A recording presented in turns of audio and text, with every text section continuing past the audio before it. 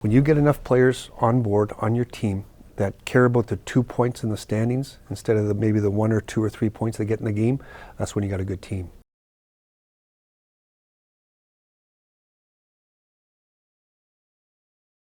Dallas Stars General Manager Jim Nill. Jim, when was the last time you shaved the mustache? Well, I got to trim it every once in a while. It's going a little bit white now on me. When was the last time it was gone? Clean. Last time it was gone? When was the last time you were clean shaven? Oh my gosh. Well, my kids wouldn't even know that. I got kids that are 36 years old now, so it'd be a while. It goes way, way back. Would you shave your trademark mustache for a Stanley Cup this year? Yes, I would in an instant. Yes. You might not recognize me, but that's not a bad thing either, maybe. Are the fellas going to win the cup this year?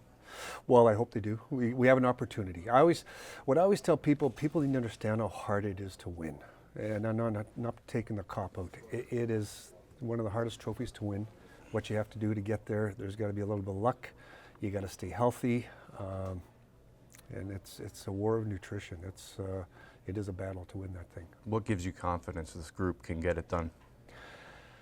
We've been building for this for a while.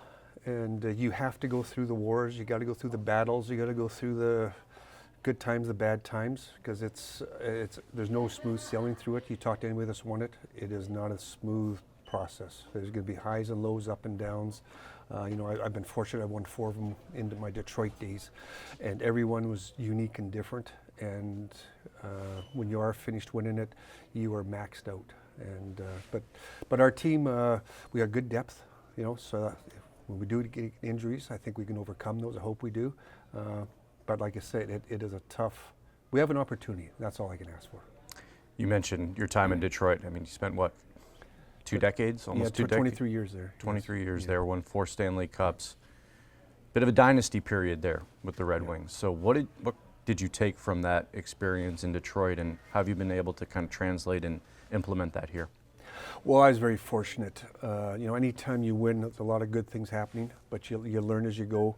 I was surrounded by great people, and that's the one thing I learned, is you got to surround yourself with great people. I was Jimmy Devellano, Hall of Famer, Scotty Bowman, Hall of Famer, Kenny Holland, Hall of Famer. The people I was with on a daily basis, you learn so much from them, and it was so important. The Illich family as owners, how they conducted themselves, the opportunities they gave us. So many things that go into it, and just a great experience. And over those 23 years, it wasn't all, we won 4 cups, but we lost a lot of cups, or lost a lot of opportunities to win cups, but that's how hard it is. What were some of those things that you learned from the people in charge and the people in place? And was it intrinsic stuff, or is it applicable? Oh, there's so much. First of all, hire good people. Surround yourself with good people. They're going to. I'm going to learn from them. Even though I may have to lead them and guide them, you learn so much from those type of people, and those people make you stronger. They make you smarter, and most of them are usually probably smarter than me, anyways. So why not listen to them and encourage them, and makes us better. So it's surround yourself with good people, having the right values, right foundation. Don't sway from it. And that doesn't mean you always learn all the time, but you have to have a good foundation. It's really important. I didn't realize I'm in the presence of royalty here. 2-time NHL GM of the Year award winner. Could be a three-peat this year. Why are you better at this than everybody else? Well, I'm not better than anybody else. I've learned humility is very humility. This game can humble you quick, and it's not that I'm better. It's I get back to, again, I've been surrounded by great people, surrounded by great players. It starts with the players. They're the product. Good coaching staff here and down in our farm system, down in Austin. The staff, our scouting staff, the job they've done. Our player development staff, the job they've done. So there's so much that goes into it. And my job is really just there to lead them when needed, but don't get in the way. What's your philosophy when it comes to building a team, personnel-wise? Oh boy, that's a big question. There's a lot of it, but it does come down to first of all, you got to have the right skill. You have to have the right skill set, player-wise in that. Mm-hmm. But it does come down to character, will to win. It's about the team team first, team mentality, and that's tough in pro sports. In pro sports, players are their own business a little bit. They earn their contracts, their value from doing well. How do you bring that together as a team so that they all do well? And that's the most important thing. And I always tell people about when you get enough players on board on your team that care about the 2 points in the standings instead of maybe the 1 or 2 or 3 points they get in the game, that's when you got a good team. And that's where our team's at. In terms of contracts and trying to get ahead of deals as opposed to paying more down the line, I mean, we've seen that a few times in getting the Wyatt deal done early. Is that sort of just something that you've always tried to do? I mean, what is sort of the mindset when it comes with contracts and, like the Mikko deal, for example? Just what is the strategy from your standpoint as a GM when it comes to those deals and getting them done at when you do?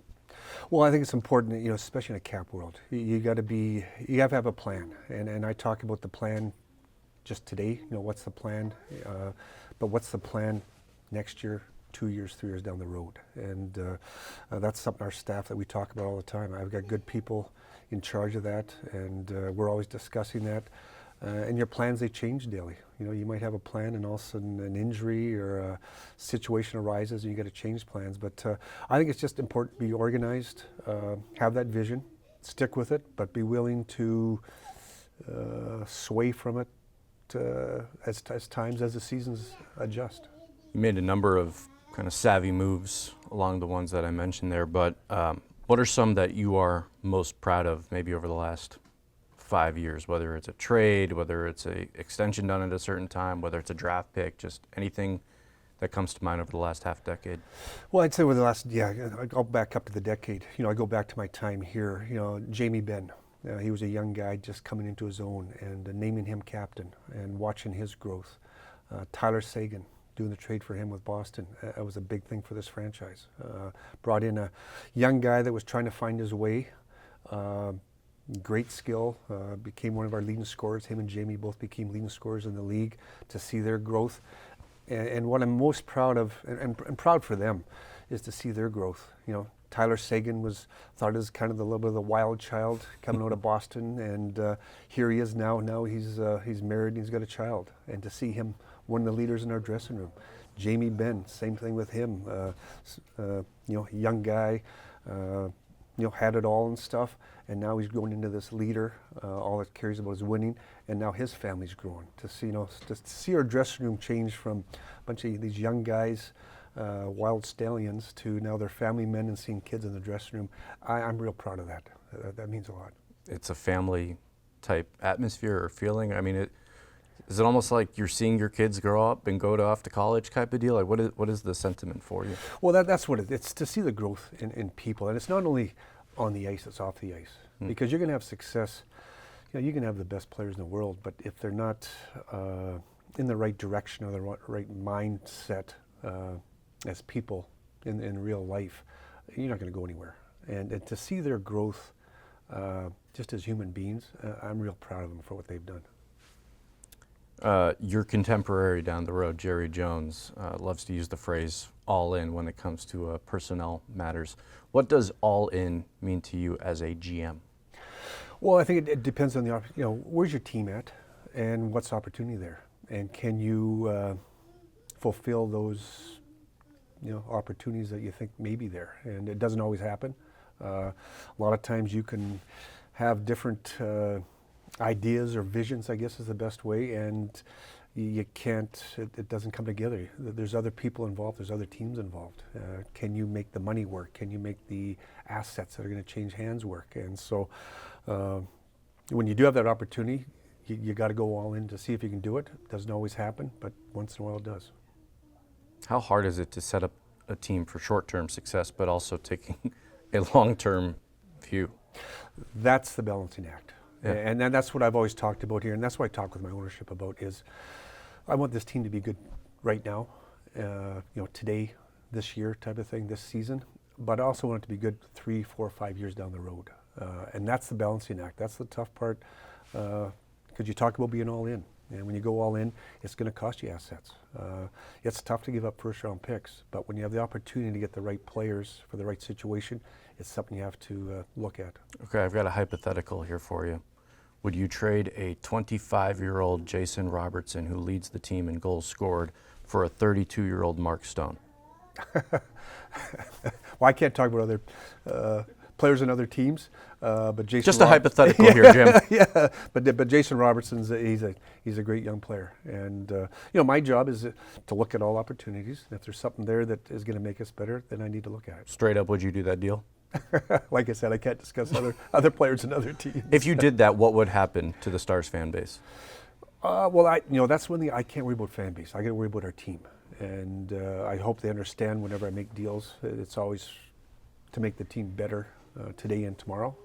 So those are things we always balance. Do you take fan reaction or just sort of fan favorites into account on any personnel matters, or do you have to separate that from the business side? Yeah, I have to separate that. No, I'm not.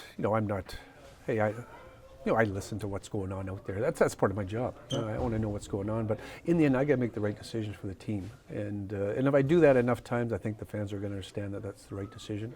But I can't worry about what the fan base is. There's that old saying: once you start listening to the fans, you'll be sitting with them, and I'm not ready to sit with them yet.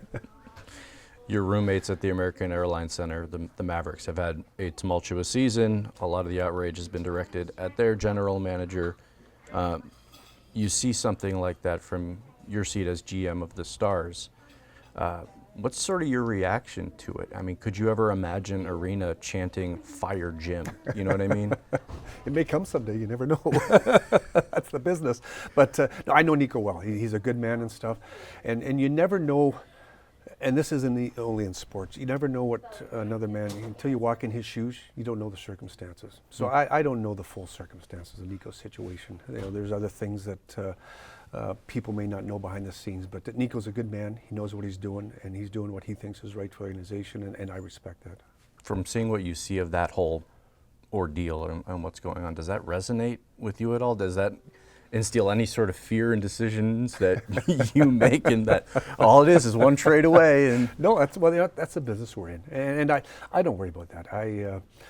I got faith in what I do, and I understand the world that's out there, but I have confidence in myself, and I know that I got to do what's right. And if you go around worried what people are going to think all the time, then I'm in the wrong position.